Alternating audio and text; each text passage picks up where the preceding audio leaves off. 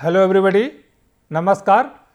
Let's now study in this lecture today valorization of waste into value added products.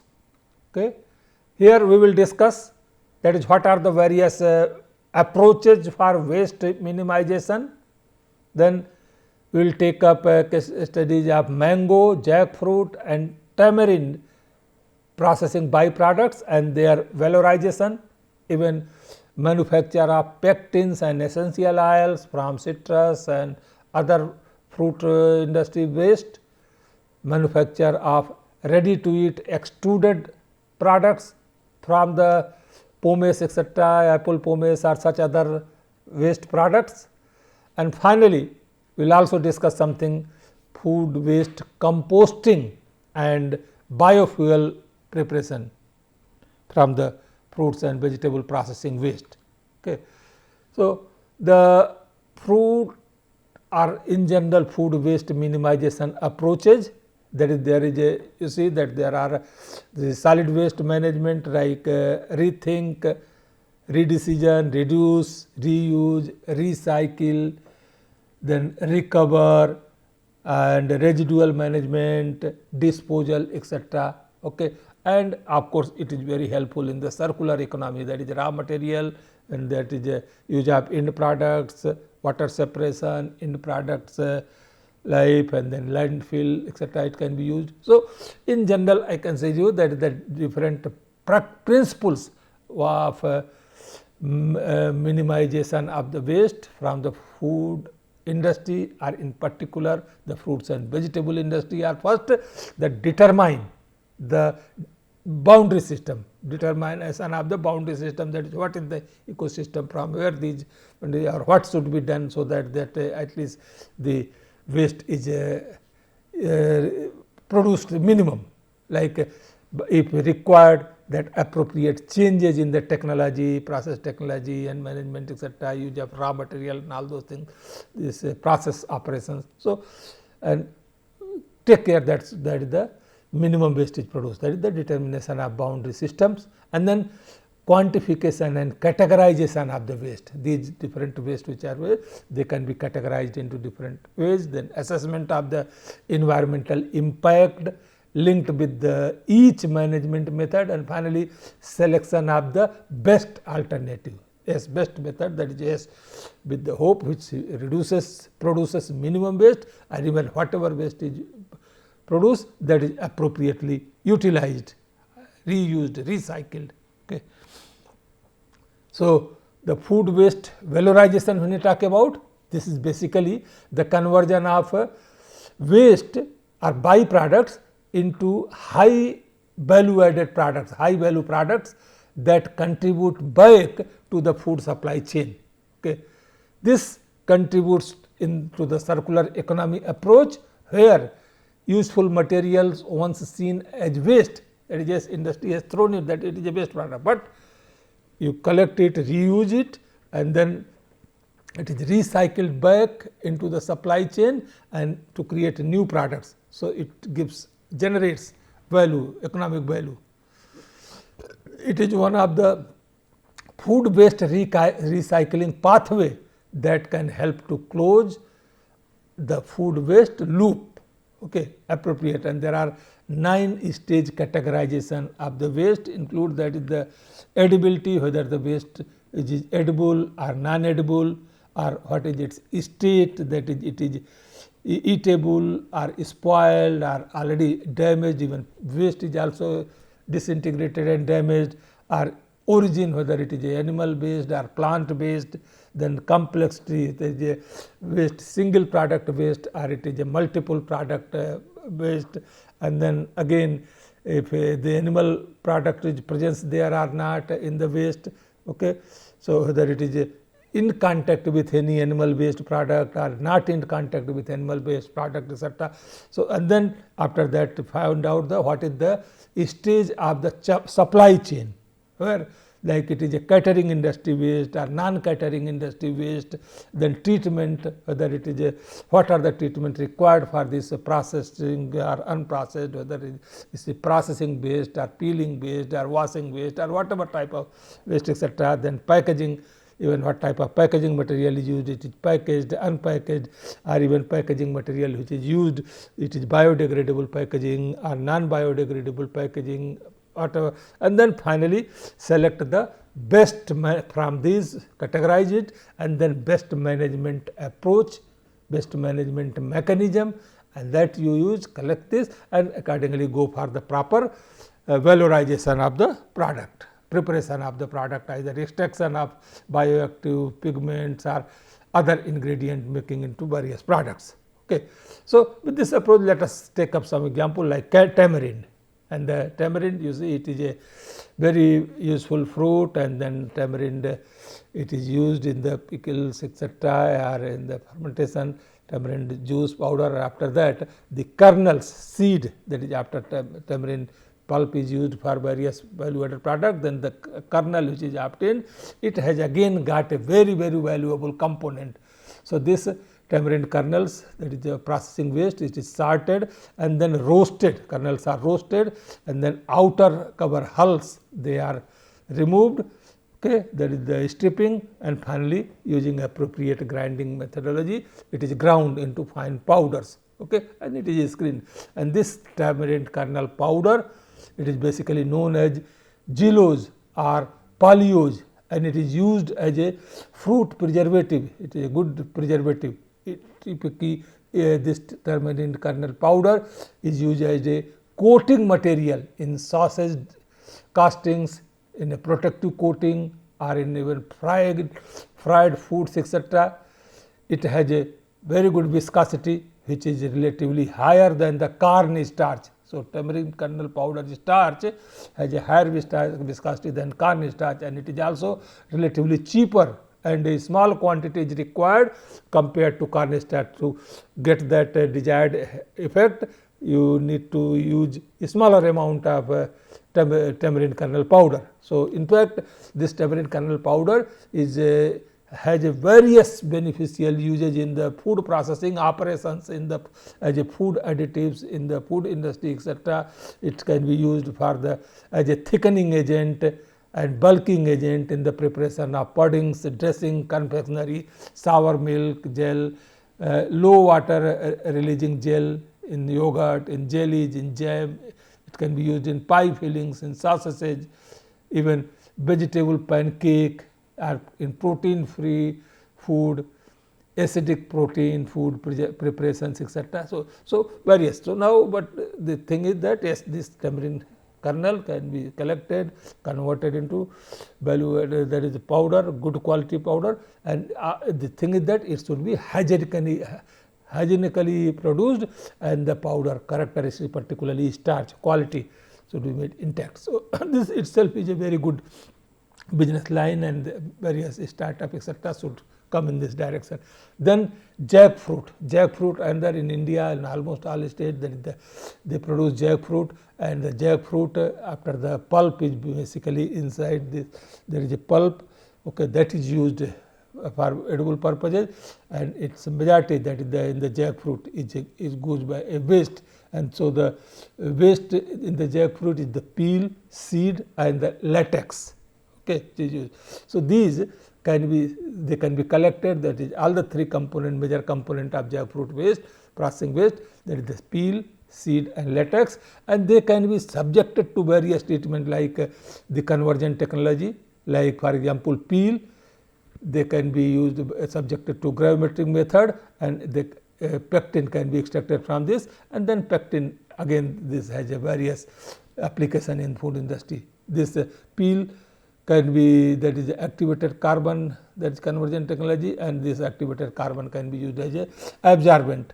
Then even the same peel can be subjected to anaerobic digestion process, and it can be converted into value added byproduct as a biohydrogen, which is a source of bioenergy. Similarly, seeds also, by various like seed, they can be dried and milled, and you can get the seed flour, and this seed flour this is a very good valuable stage. It can be used as a source of good starch in the various food preparations, etc.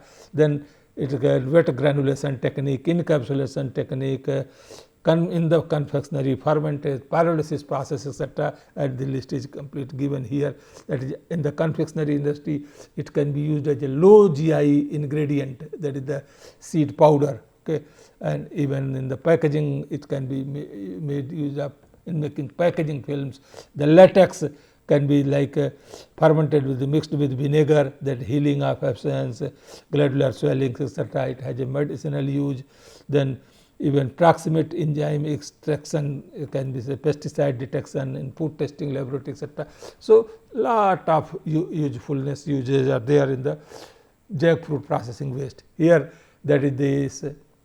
So in the last slide you have seen that this jackfruit waste can be utilized in a number of ways to convert into value added products. That is, one way is that it can be used making a low cost material and utilized as a food packaging material to produce biodegradable film and leading to the minimize the synthetic polymer utilization. So jackfruit waste flour, okay, and this can be treated with polyvinyl alcohol, and which can be then converted into developed into eco-friendly composite films, okay, which can be used for food packaging, chocolate and many other confectionery product. Even there are some institutions in our country, they have worked on and they have developed edible plates from jackfruit skins, jackfruit seeds, etc. Okay, so that is, if you see that this jackfruit waste utilization, that in the peel, that is the gray color part, it is the peel. So the 44% or about 44 to 45% of the peel is used in flour, and remaining that is about 4% in fat, 4% is biofilm or even ethanol or nanoparticle synthesis 4%. So this has similarly this peel, it is activated carbon about 22%, and the other bioethanol, pectin, biofilm, bioabsorbents, etc.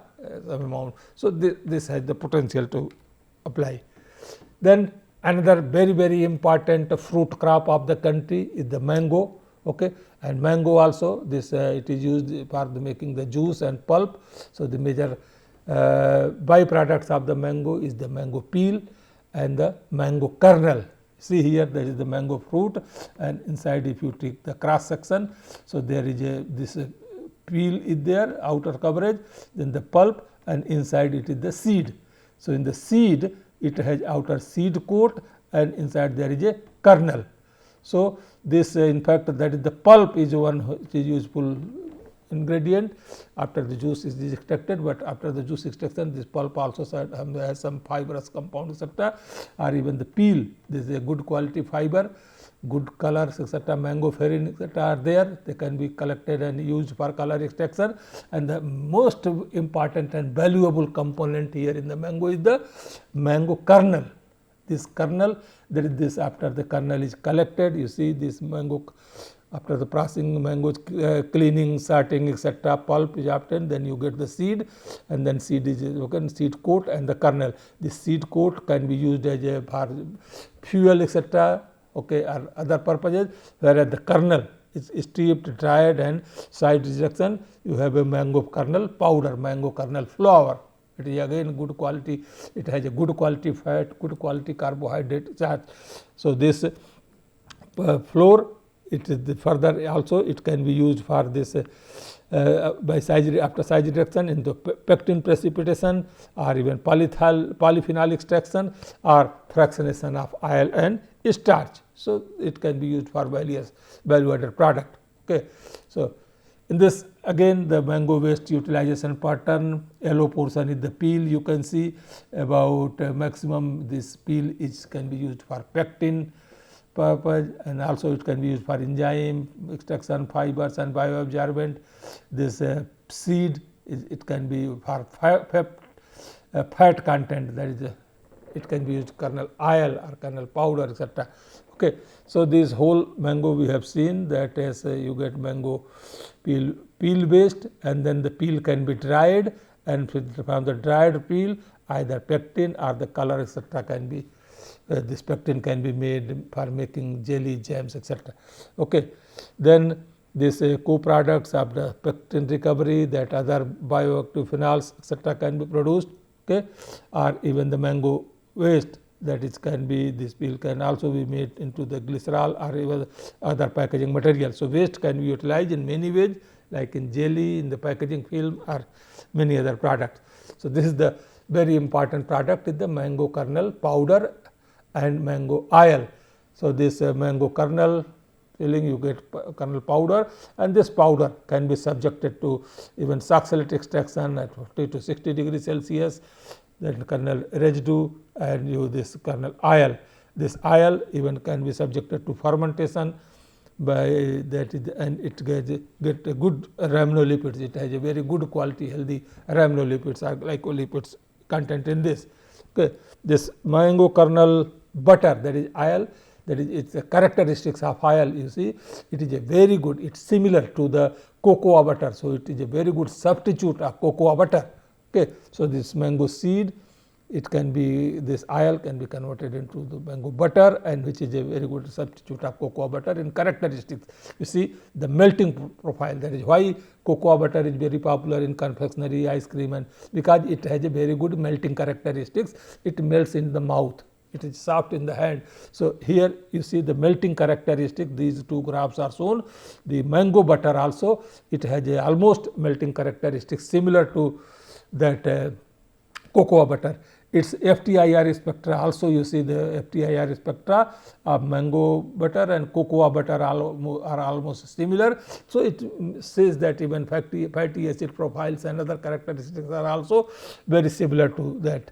Even this melting characteristics here, this the cocoa and mango butter, that is the offset temperature, onset temperature, peak temperature and enthalpy change. If you compare, they are both again cocoa butter and mango butter is highly comparable.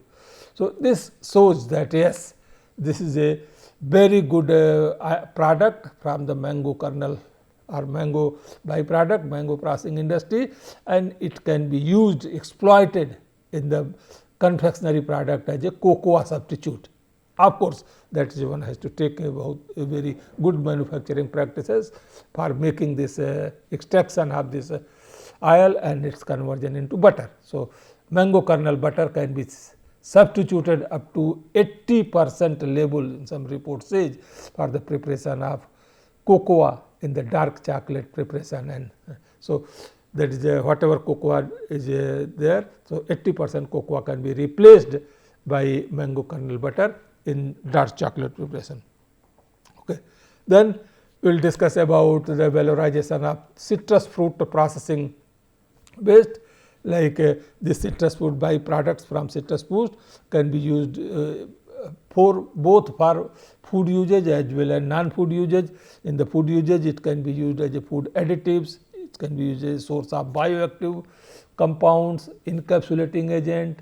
It is an excellent source of prebiotic, that is the oligosaccharides and the polysaccharide which are present in the citrus fruit waste, fiber which are there. It is a very good prebiotic. Even some waste can also be used in cosmetic industry in the non-food use, that is for body sprays, body lotions, soaps, and can be utilized as a biofertilizer or bioadsorbent. So, thus a single food waste can have many food based or non-food based applications. Okay.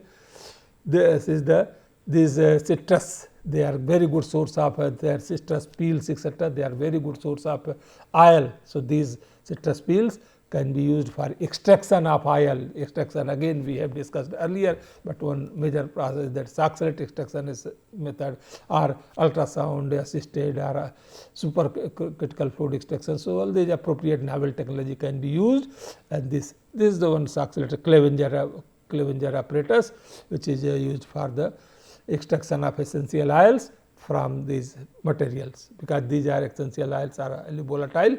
So, the temperature etc. has to be properly adjusted. So, this is one potential application of the citrus peel, that essential oil, and another important utilization use of the citrus fruit waste is the pectin. So, this citrus pomace, both pomace and peel, they contain good source of pectin.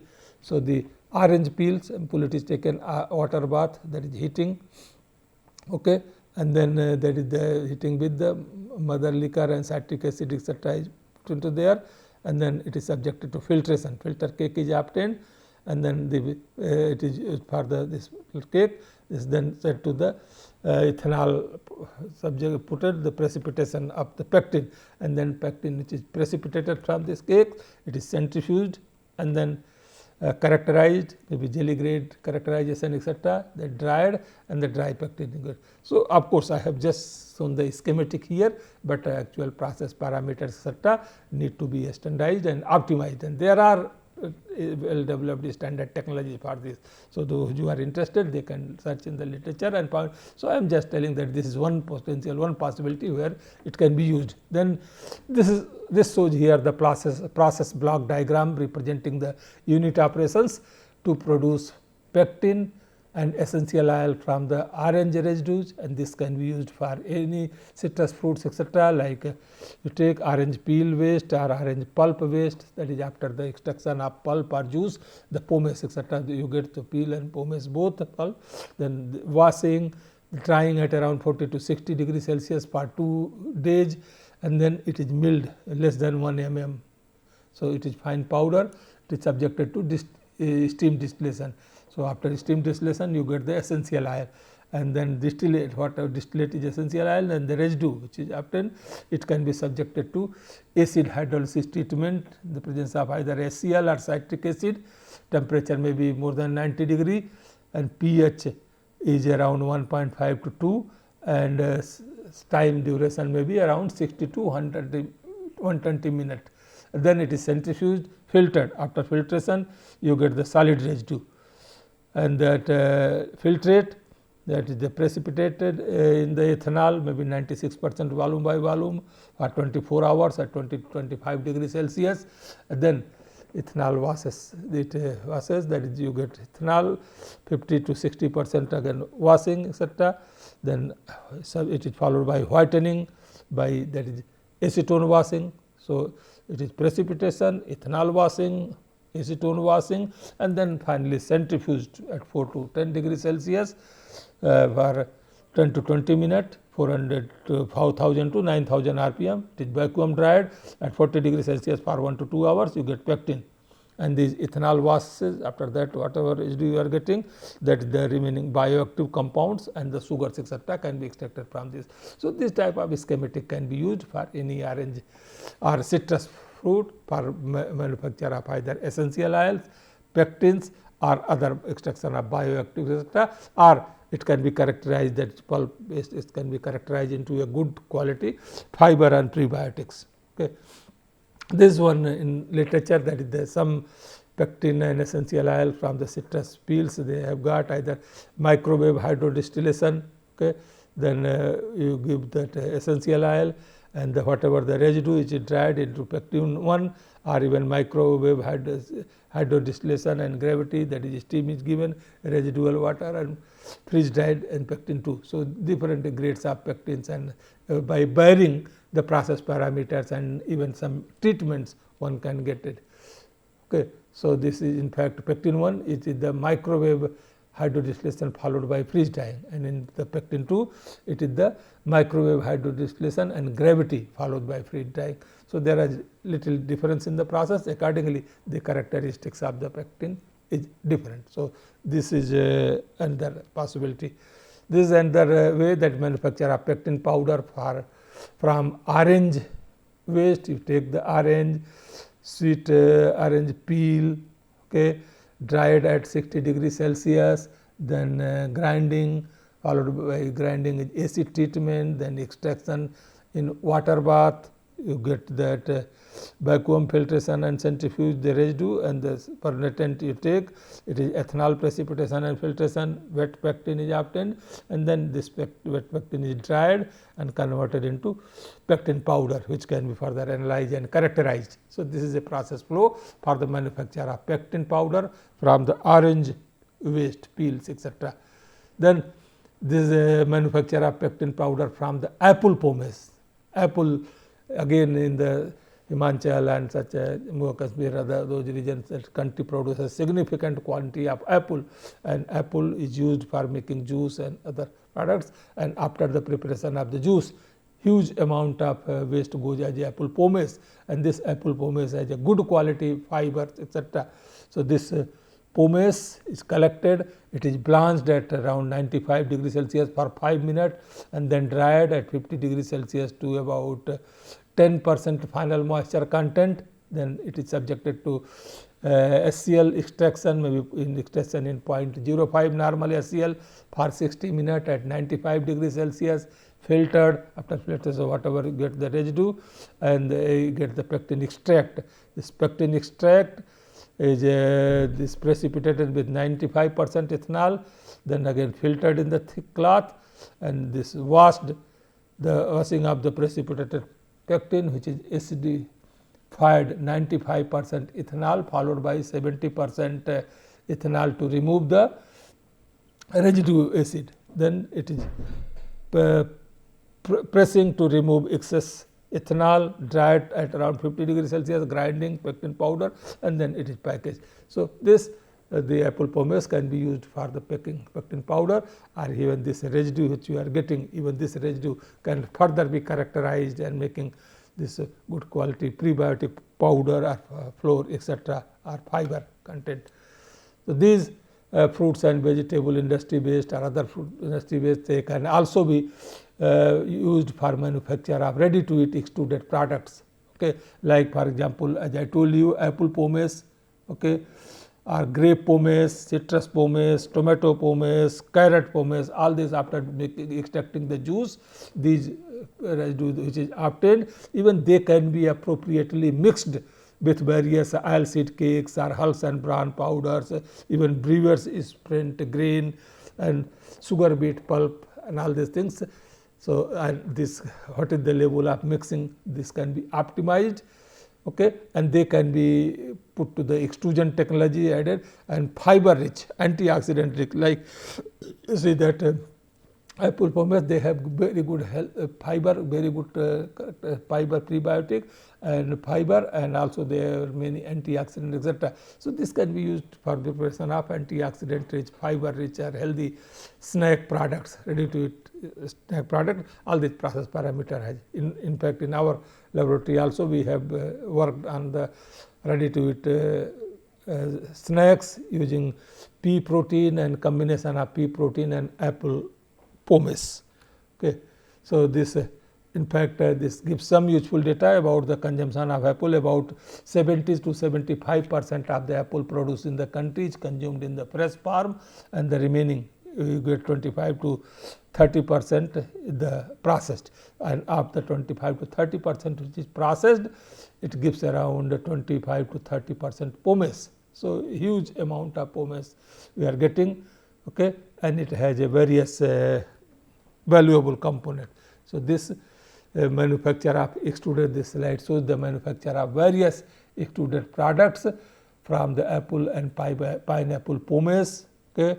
These are the various researchers, they have worked, okay, and ready to eat snack, etc., using extrusion technology. So this apple pomace can be taken, and other dry ingredient, they are fed into the extruder, where extruder conditions are appropriately maintained, that is system parameter as the material parameter, etc., and you get a good snack food, okay. And this by varying the combination of various ingredients, extrusion process parameter, and even the dye assembly, etc., one can get ready to eat food extruded products either from both pineapple pomace or apple pomace in various shape, various sizes, having various values, and they all can be used as a snack food, as a healthy alternative for the snack food industry. Okay. Then I will come the other aspect is that is the which can be used as the food waste composting. There is the food waste which cannot be used for extraction of bioactive or even coloring, etc. They can be composed manure. They can be converted into manure, or even that after extraction of bioactives and pigments, whatever the residue is, that residue can be subjected to the composting process. That is the various physicochemical and biological pre-treatment, then thermochemical conversion or biochemical conversion. It may include incineration, gasification, pyrolysis, etc., or microbial fermentation, anaerobic digestion, and it can be used in various products like biogas, butanol, hydrogen, bioethanol, biofertilizer, biochar, biofuel and green energy. These are so this will have a good impact on the reducing the carbon footprint, then as well as at the same time you get various valuable product. Okay. This is the biofertilizer production from the processing waste like agro waste, biogas, that is dugging with the various microorganisms, cyanobacteria, etc., and nitrogen fixing microorganisms, and you get biofertilizer that is used. So, even kitchen waste or other food processing waste, etc., can be in this process, can be used for biofertilizer production. Then bioconversion and utilization of the expired food, another very interesting area, that like example there is all these foods, etc., you say this probiotic beverage food, onion powder, garlic powder, etc., that is they have some shelf life in the market shop. If it is not consumed before its expiry and for the time it is safe for consumption, then there can be some recall arrangement that these products can be recalled, and then they can be converted into either having appropriate carbonaceous solid which will be derived from restaurant food waste, etc. Then carbonation process and sulfonation process, suitable treatment can be given to them, and then they can be converted into biofuel or other products, etc. So, that may be otherwise these will not be good for consumer as it is already expired. So, consumer may not like. So, this can be made arrangement. So, you get biofuel from such products. Then this valorization of food waste into biofuel, very novel approach. In fact, recycling of food waste to biofuel and bioethanol is that biofuels can be prepared from edible biomass. From food waste, biodiesel, bioethanol is produced due to presence of significant amount of lipids and carbohydrates. Okay.